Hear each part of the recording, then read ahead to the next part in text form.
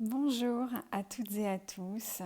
J'avais envie de réaliser une petite vidéo aujourd'hui. D'abord parce que ça me permet de m'adresser à vous autrement que par message sur Facebook ou ailleurs. Donc voilà, c'est toujours un plaisir pour moi de pouvoir échanger avec vous, même si voilà, vous me ferez pas forcément vos retours en direct, mais vous me les ferez, je le sais, via vos commentaires. Et alors j'avais envie de réaliser une vidéo aujourd'hui pour vous parler d'un tirage qui est ce que j'appelle le tirage relationnel.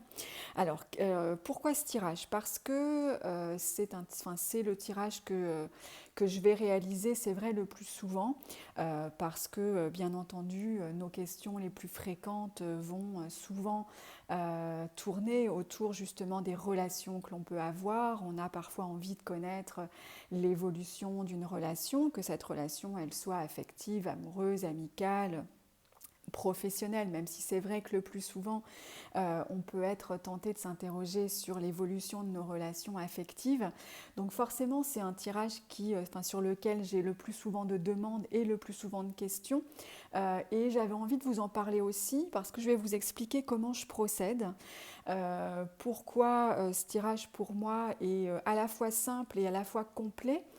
Donc pour ceux ou celles d'entre vous qui utilisent les tarots et qui savez voilà, les utiliser, les interpréter, c'est un tirage que vous pouvez reproduire hein, dans tous les cas. Donc ça a aussi le mérite de vous expliquer comment faire, en tout cas comment moi je procède.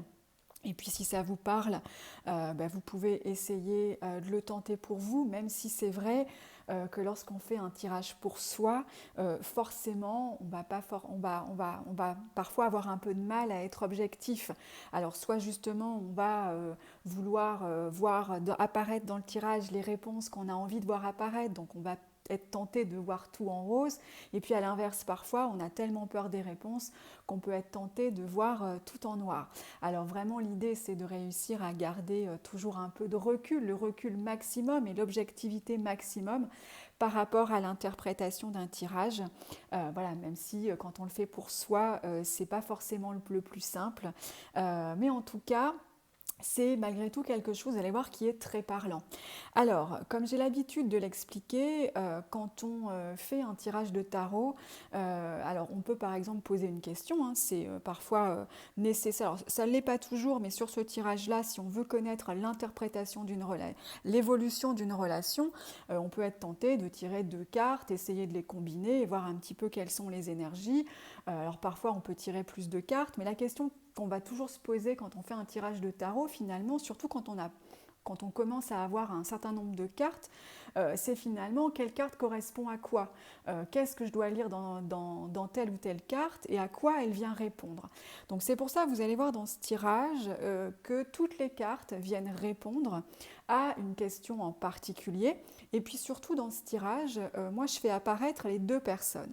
Parce que dans une relation, certes, on va pouvoir regarder l'évolution globale, mais ce qui est toujours intéressant finalement, et c'est parfois ce qu'on a aussi envie de savoir, c'est ce qu'il y a dans la tête de l'autre. Qu'est-ce qui se passe chez l'autre? Alors globalement, on sait assez bien ce qui se passe chez nous, quoique le tarot a parfois, voire souvent tendance quand même à mettre en lumière ce qu'on n'a pas forcément envie de voir ou ce qu'on n'a pas forcément bien pris conscience pour nous, mais en tout cas ça permet aussi de confronter l'autre. Ça veut dire qu'est-ce que l'autre a en tête, de quoi il a besoin, quelles sont ses intentions aussi vis-à-vis de la relation. Et donc du coup, on va voir qu'on va réussir à en dégager des choses assez précises.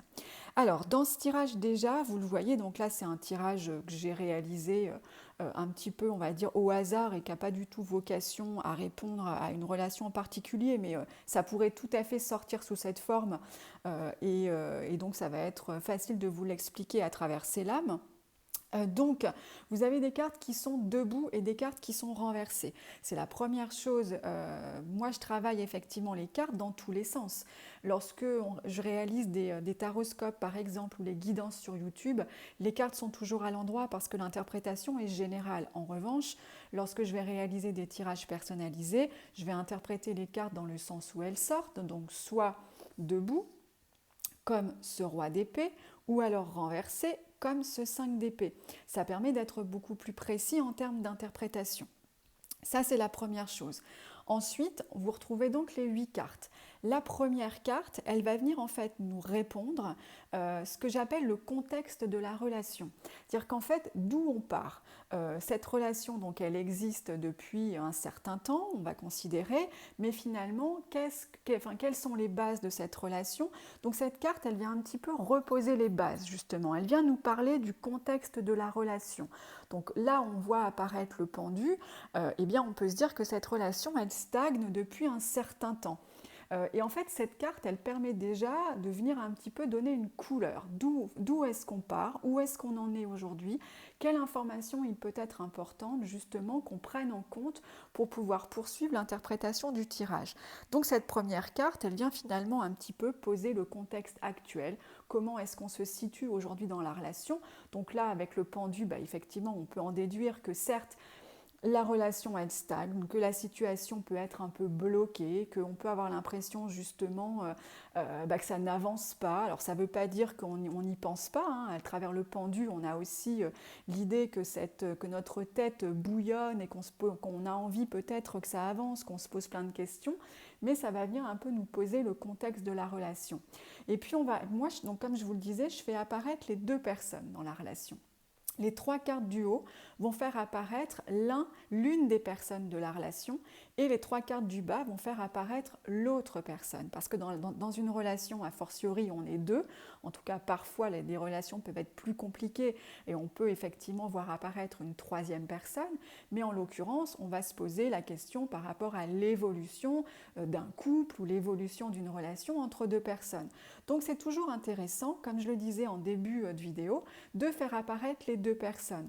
Donc les 3 cartes du haut pour une personne, les 3 cartes du bas pour la seconde personne et la dernière carte qui va venir là à nouveau finalement synthétiser et nous éclairer sur l'évolution de la relation. Et puis comme je vous le disais, chaque carte va venir finalement répondre à une question.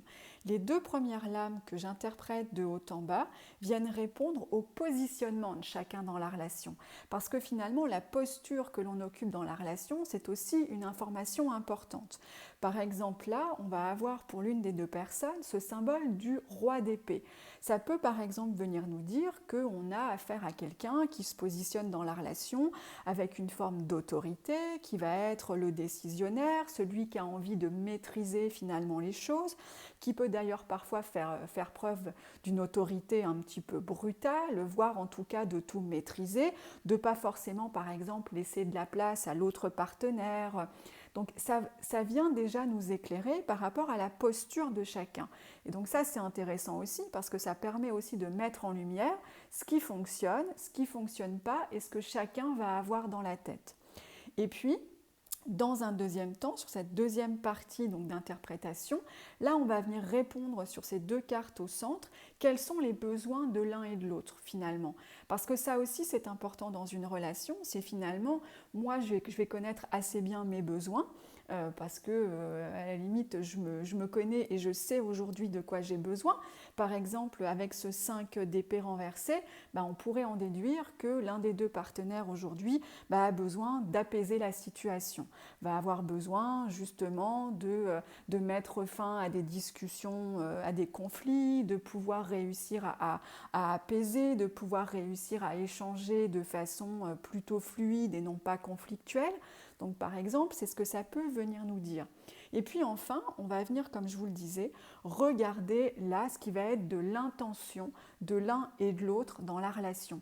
Et ça aussi, c'est intéressant parce que ça permet finalement alors bien sûr, on va en arriver à travers ces 2 intentions à dégager une synthèse et en général, ces 3 cartes peuvent d'ailleurs être interprétées ensemble parce que les intentions de l'un et de l'autre vont venir quelque part nous annoncer l'évolution de la relation. Et là, si on regarde par exemple ces 2 cartes, eh bien, on va avoir l'un des deux partenaires qui aujourd'hui est dans une forme de contradiction.